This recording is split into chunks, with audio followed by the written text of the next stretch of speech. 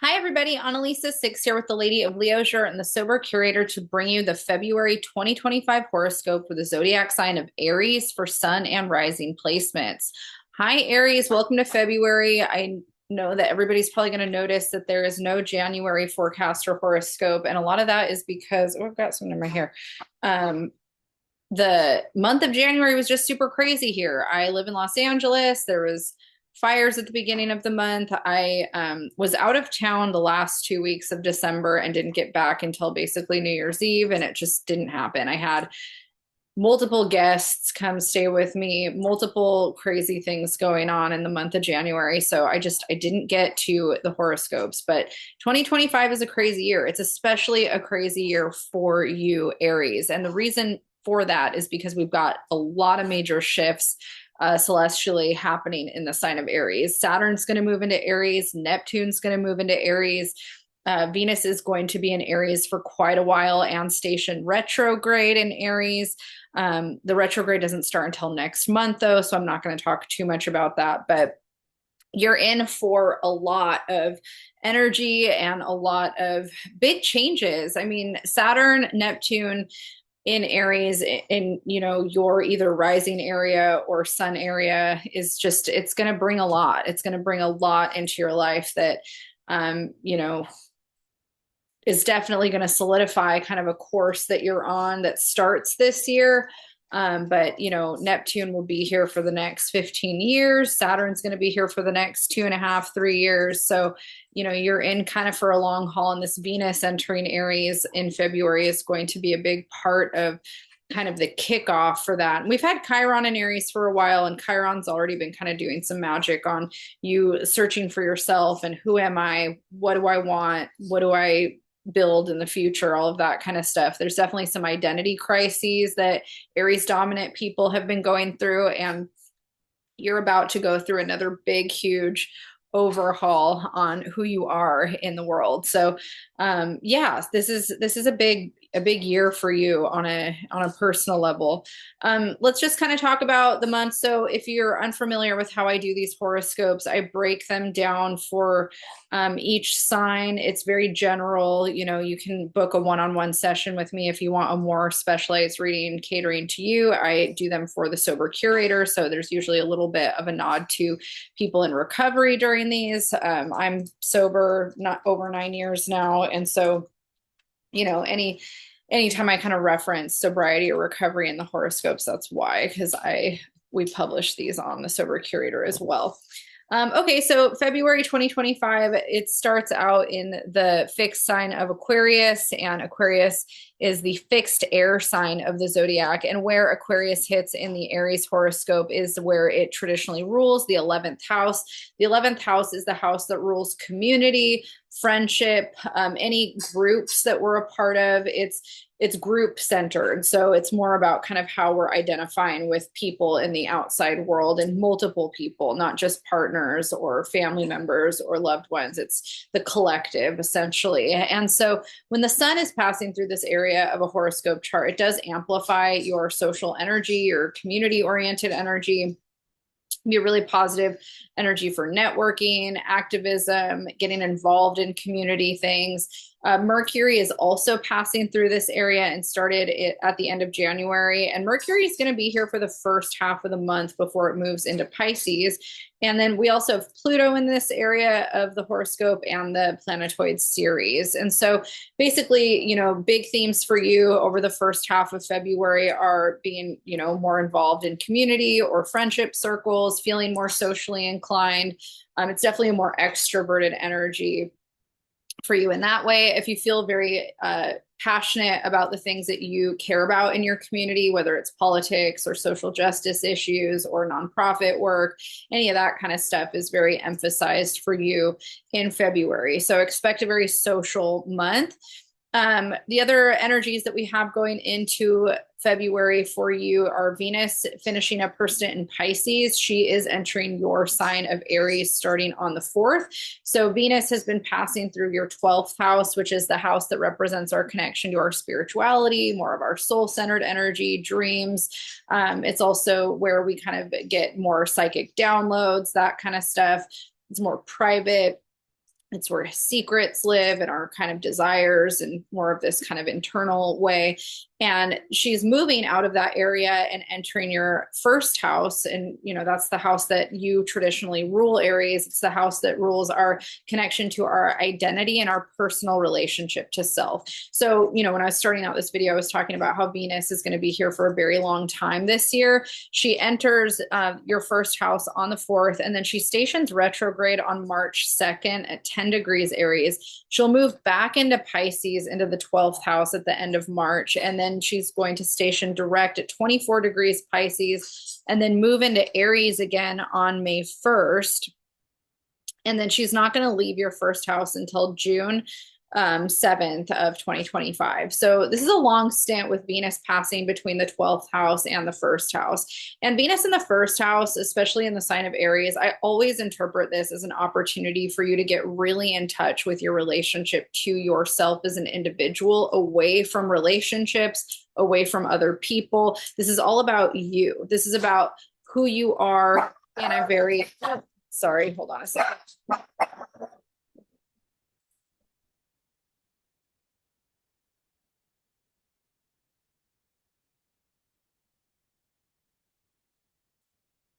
This is my little shit show of a dog, Cosmo, who's very noise sensitive to our neighbors coming and going. So he starts barking.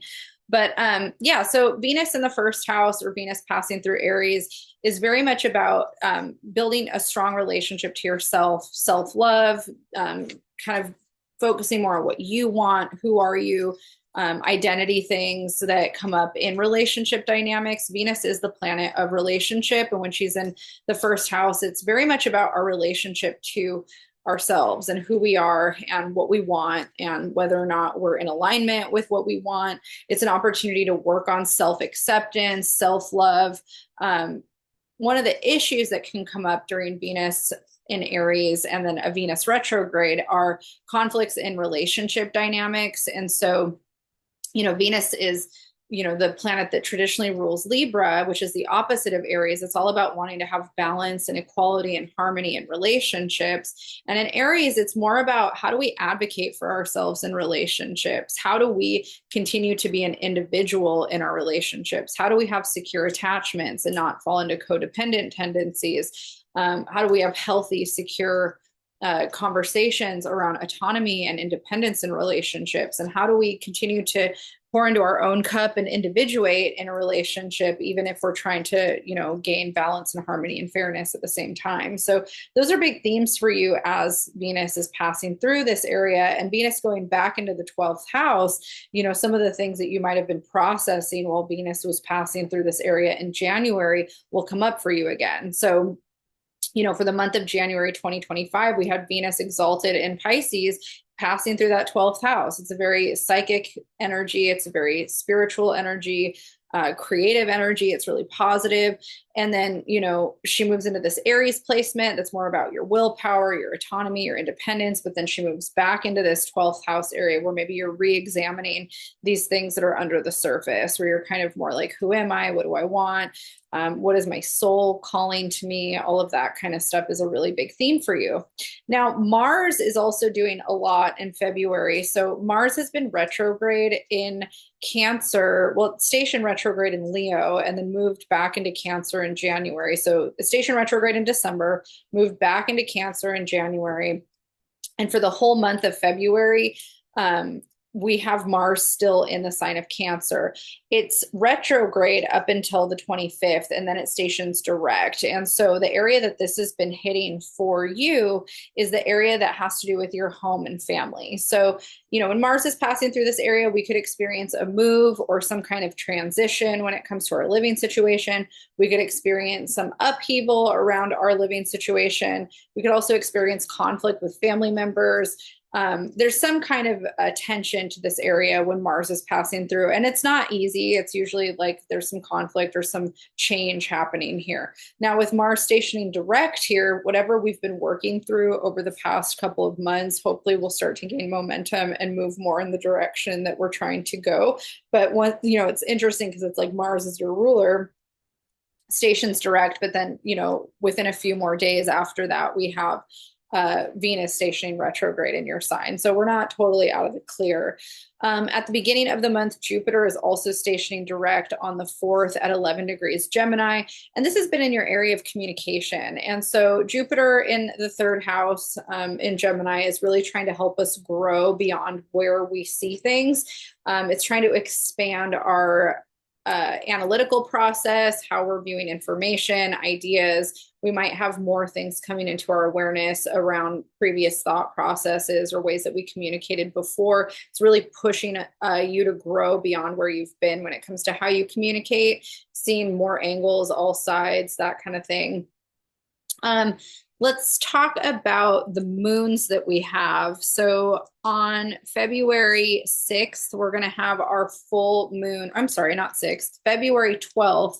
We're going to have our full moon at 24 degrees Leo. Now, this is hitting in the horoscope for Aries in the 5th house, which is the house of self-expression, creativity, children, pleasure. It's where we experience a need for romance and, you know, kind of more of this connecting to our inner child and the things that ignite us creatively.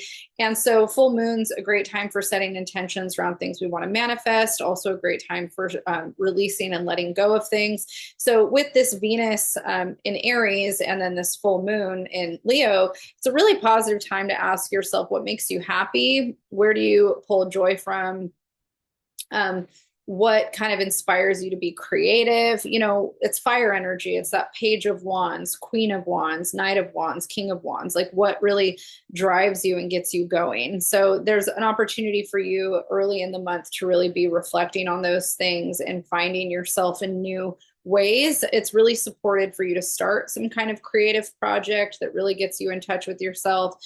I really encourage people now, after I've done it a couple times, is the Artist's Way. And if you're not familiar with the Artist's Way, it's a workbook that really helps you get in touch with your creativity. And this is such a good book for anybody, even if you're not necessarily an artist, if you're not a musician or a painter or a writer or anything like that. Just creativity can be expressed through how we dress, our communication, how we approach problem solving in working environments, how we decorate our home or our living space. Like life is art, life is creative, relationships are art, relationships are creative, work is art, you know, everything is art in life, in my viewpoint of how, you know, my bohemian view of things, and living from a perspective that everything we do is creative, whether we think we're an artist or not, I think is really beneficial. So I recommend doing that book because it can also kind of open us up to new vantage points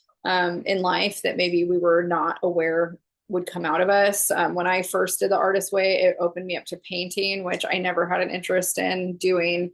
And I'm definitely not a painter by any means, but I love doing it. And it's weird. I definitely got out of my own way, and it's helped me in my music, which I am a musician. And so doing something that was out of my ordinary kind of helped me get, you know, unblocked in other ways. So I think that's a really positive way to spend the full moon energy.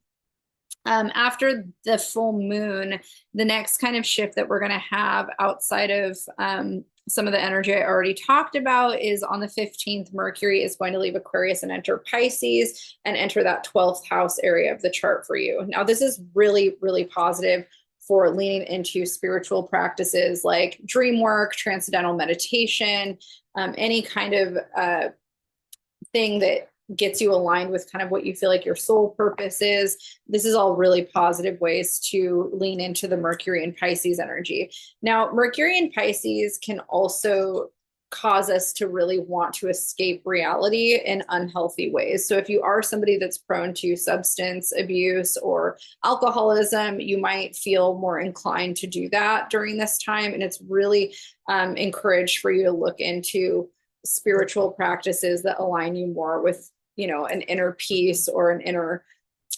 calmness, rather than this kind of feeling like you need to escape the horrors of the world in these unhealthy ways.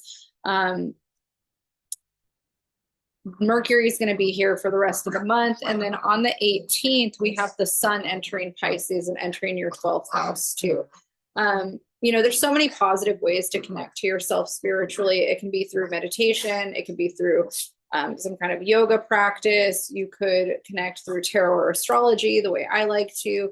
If you have a religious, practice that you are comfortable with, like leaning into that. If you are in recovery, leaning into your step work or whatever your program is suggesting. Therapy, dream work is really encouraged during transits in the 12th house. So that's something that you could lean into. And also art, if you are somebody that enjoys just doing random art projects, that's also encouraged here too. Then we're going to have a new moon happening on February 27th in Pisces. So this is also hitting that same area of your chart. It's happening at 9 degrees Pisces in the 12th house. And new moons are a great time for setting intentions towards the things that we want to manifest or cultivate in the next cycle. So we might not see the fruition of what we're setting intentions until a month later, or when the full moon hits next. But it's at least a good opportunity for us to really lean into telling the universe what we want. This new moon, I really think of the 9 of Cups energy in the tarot, which is called the wishing card. It's ruled by either Jupiter or Venus in Pisces. And when we get the 9 of Cups in the tarot, we're often encouraged to go ahead and lean into, asking the universe for what we want and believing that we can have, kind of more of these grandiose dreams or ideas come to fruition. So you're encouraged during the new moon to tell the universe what your crazy hopes and desires are and what you want to manifest moving forward. All right, Aries, I'm going to leave you with that. If you would like a bigger breakdown on the month of February, you can watch my February 2025 astrology forecast video that is at the top of this playlist. I wish you all the best of luck. And next month, we are going to really go into the Venus retrograde in Aries for 2025. So get ready for some turbulence coming, because we're about to experience a lot of interesting dynamics in our relationships, but especially you. All right, good luck. I'll see you guys next month.